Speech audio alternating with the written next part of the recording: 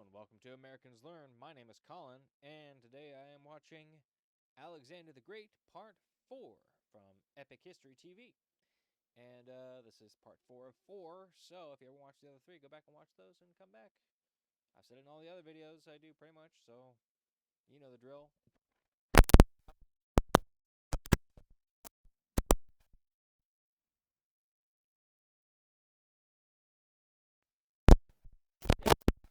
Last video, Alexander successfully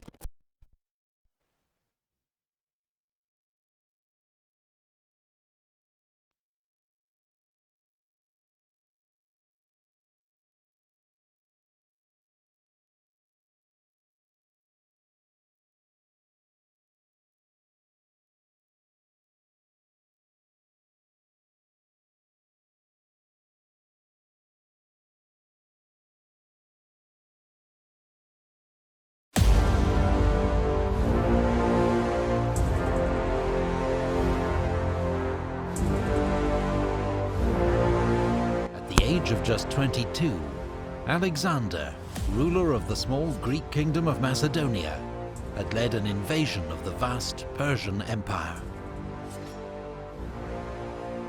After a string of victories, he smashed Persian military power at the Battle of Gaugamela and took the Persian throne for himself. Now, in 330 BC, Alexander continued his march east.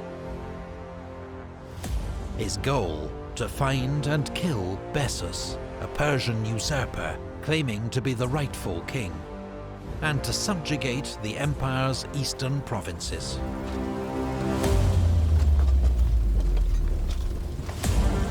Alexander headed first for Aria, today part of Afghanistan, where the Persian governor Satibarzanes had launched a revolt after initially pretending to submit to Alexander. The rebellion was crushed and Satibarzanes killed in single combat by a Greek cavalry officer. Nearby, Alexander founded the city of Alexandria Ariana, modern Herat, one of around a dozen cities that Alexander would eventually found, almost all bearing his name. I was going to say, how many of them were named Alexandria? Alexander marched on to Frada. The Macedonian court had a long tradition of plots and assassination. 6 years before, Alexander's own father, King Philip, had been murdered by his bodyguard. He was now informed that Philotas, commander of his companion cavalry, had uncovered a plot to assassinate Alexander, but kept it secret. Philotas and his father Parmenion were among the most respected of Alexander's commanders, and had played crucial roles in all his great victories. But when Philotas confessed, under torture, Alexander had him executed, then sent assassins back to Ecbatana, where Parmenion was governor, to kill him before he even heard of his son's death, and had a chance to turn against Alexander. In 329, Alexander resumed his pursuit of Bessus. En route, he founded the city of Alexandria Arachosia, modern Kandahar in southern Afghanistan. As he reached Kunduz, Bessus was betrayed by his own men and handed over in chains. Alexander sent him back to Persia for execution as a kingslayer. Alexander pushed on into modern Tajikistan, where the Sogdians rose up against him. He had to fight off attacks by local tribes and take several towns by assault.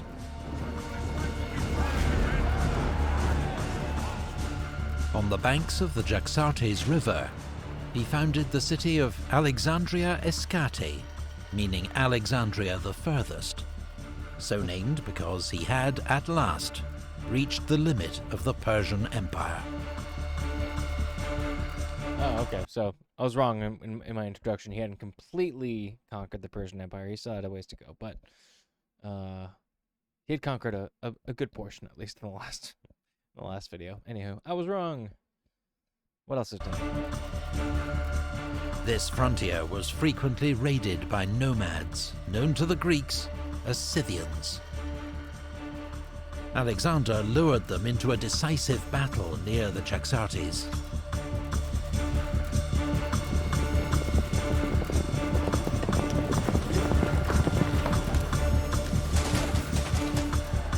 The result was a crushing victory for the Macedonian king that put an end to the raids. But fighting against Bactrian and Sogdian tribes continued, frustrating Alexander and tying him down in a difficult guerrilla war.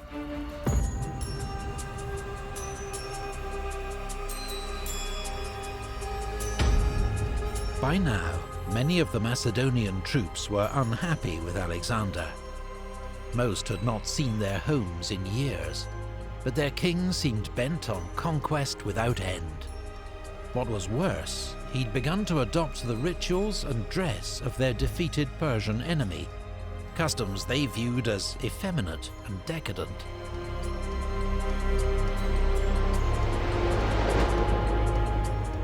At Marakanda, modern Samarkand, after a furious drunken argument, Alexander killed Clytus the Black. Clytus had been one of Alexander's best generals, and the man who'd saved his life at the Battle of the Granicus. Alexander was full of remorse, but his growing arrogance was alienating more and more old comrades. When he tried to make his countrymen perform the traditional Persian ritual of proskynesis, prostrating themselves before the king, he crossed a line. To Greeks, What was that? Proskynesis? he crossed a line. Traditional Persian ritual of proskynesis, prostrating themselves before the king. Prostrate. I don't know what that means. I'm gonna look that up real quick. One sec.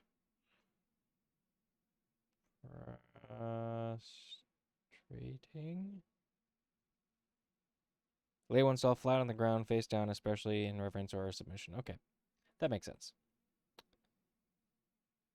Yep. I just had to look it up just because prostrating, like, that's prostrate. Am I wait? My brain is freaking out right now. I'm thinking of prostate. There's an extra R in prostrate. Prostate. Anyway, it's close enough of a word. Given how similar they are, I thought maybe there was some connection to that. Anyway, I was a little worried, you know. Anyway, kind of looking at some of the. I'm not gonna go too far into it. Let's keep going. He crossed a line. To Greeks, this was blasphemy. Only a god was worthy of such respect, and Alexander was forced to back down. In Bactria, another plot to assassinate Alexander was uncovered. This time the ringleader was a royal page, one of the sons of Macedonian nobility who attended the king. Hermolaus had become murderously bitter towards Alexander over a perceived injustice. He and his accomplices were tortured and then stoned to death. Callisthenes, Alexander's official historian, was also implicated in the conspiracy. He was thrown in prison, where he later died. That summer, in 327, according to legend, Alexander became captivated by the beauty of Roxana, daughter of a Bactrian lord. Their marriage was also a sound political move, helping to end local revolt against his rule, and allowing him to continue his advance into modern Pakistan and India.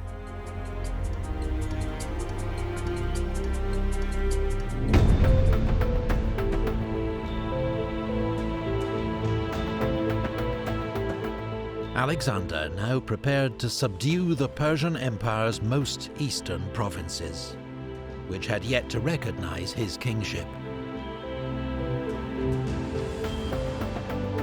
To do so, he would first have to cross the Hindu Kush mountains and reach the Indus River valley.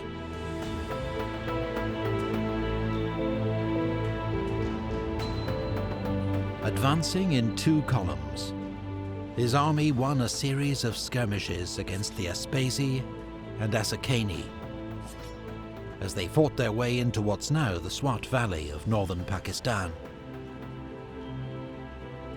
After a fierce siege, Alexander took the Asakanian capital of Masaga. According to legend, it was ruled by a beautiful queen, Cleophas, who bore Alexander a son and was allowed to keep her throne. The ruler of Taxila, near modern Islamabad, had formed an alliance with Alexander. Together, they marched to face Porus, king of Paravas, at the Battle of the Hydaspes. It was Alexander's costliest battle, as Porus's war elephants inflicted terrible casualties amongst the Greeks. But despite Porus's fearless leadership, the battle ended in a decisive victory for Alexander, winning him control of the Punjab. Alexander wanted to push on into India, to reach the great river, which ancient Greek geographers said formed the edge of the world. But at the river Hyphasis, known today as the Bias, his army mutinied.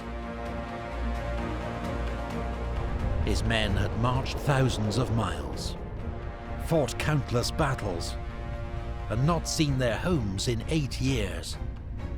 They'd heard rumours of gigantic armies waiting for them in India. They refused to go any further.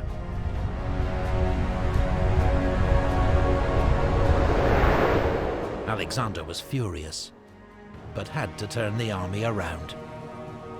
He followed the rivers of the Punjab to the sea, a journey that took 10 months.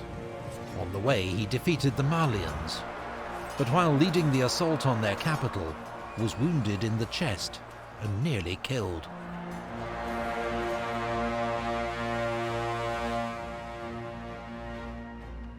On reaching the coast, part of the army under Nearchus boarded ships and returned to Persia by sea, sailing through the Straits of Hormuz and entering the Persian Gulf. It was one of the great ancient voyages of exploration, as these waters had been previously unknown to Greeks. Meanwhile, Alexander led the rest of the army back by land through the Gedrosian Desert, today in southern Pakistan. But extreme heat and shortages of food and water led to terrible suffering and many deaths among his army. On his return to Persia, Alexander executed several of his viceroys and governors, men accused of ruling unjustly and robbing temples and tombs during his long absence in the East. At least he was keeping a check on his subordinates. You know, had a sense of justice, it seems. At Susa, he arranged a magnificent mass marriage of Macedonian officers to 80 Persian noblewomen to strengthen bonds between his two kingdoms. Alexander himself married 2 Persian princesses. He also paid all his soldiers' debts and ordered 30,000 youths from across the empire to be trained in the Macedonian art of war.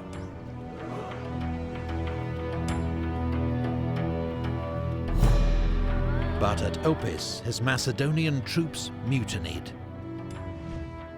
They were offended by Alexander's apparent preference for Persian advisors and Persian ways. Alexander had the ringleaders executed and made a speech to the men reminding them of the glories they'd won together, and leading eventually to an emotional reconciliation.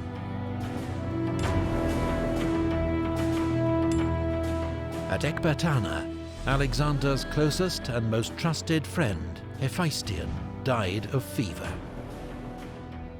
The king was grief-stricken, went days without eating, and ordered a period of public mourning across the empire.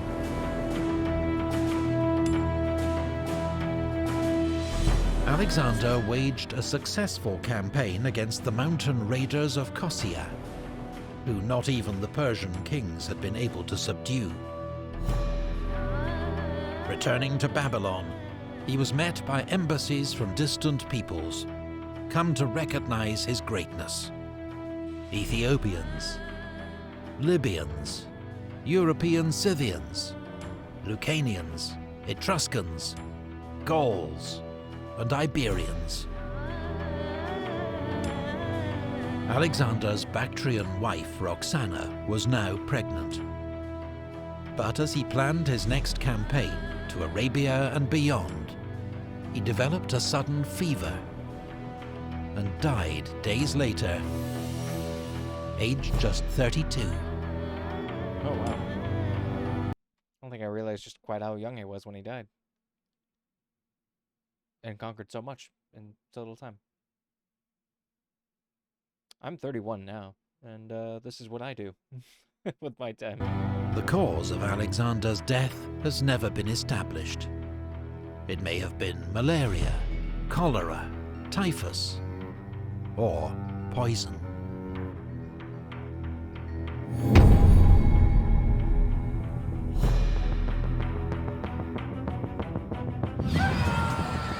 Alexander died undefeated in battle. His reputation as a brilliant, fearless, and daring military commander remains undimmed. His decade-long campaign created one of the largest empires ever known, stretching from Greece to Pakistan. But it was vast and unstable, held together only by his own brilliance and name. Alexander left no plans for his succession, and his generals soon began fighting among themselves to carve out their own empires. In the Wars of the Successors, Alexander's widow Roxana and his young son were murdered. His own gold sarcophagus, en route to Macedonia for burial, was hijacked and ended up in Alexandria in Egypt. Today, its location remains one of the world's great unsolved mysteries. Few men have ever had such an impact on the course of history as Alexander the Great. The breathtaking achievements of his short life ushered in the Hellenistic Age, as Greek ideas spread across the territory of his former empire, fusing with local traditions to trigger new developments in art, science, government, and language. Some of the successor kingdoms to his great empire were short-lived. Others endured for centuries. But all, in turn, would fall to new forces. And in the West, to the rising power of Rome.